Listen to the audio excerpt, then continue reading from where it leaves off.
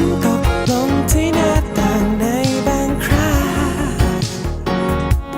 เพียงแค่ฝนตกลงในวันหยุดในตอนเช้ามันก็อาจจะมีนิดเดียวที่คิดถึงเธอมันก็อาจจะเป็นครั้งเดียวที่บอกรักเธอ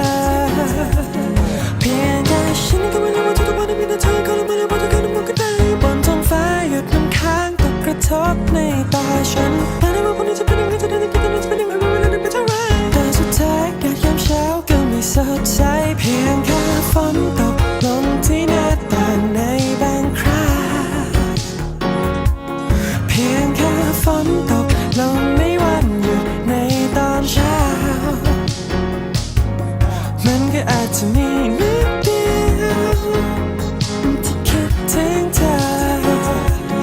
มันก็อาจจะเป็นครั้งเดียว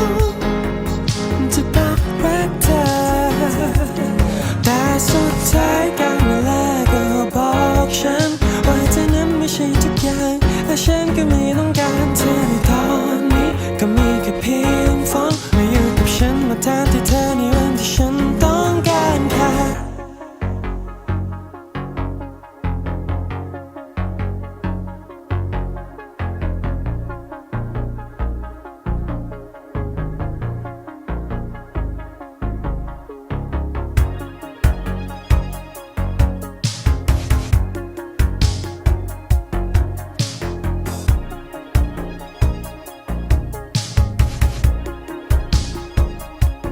เพียงแค่ฝนตกลงที่หน้าต่างในบางคราเพียงแค่ฝนตกลงในวันหยุดในตอนเช้ามันก็อาจจะมีนิดเดียวที่คิดถึงเธอมันก็อาจจะเป็นครั้งเดียวที่บอกรักเธอ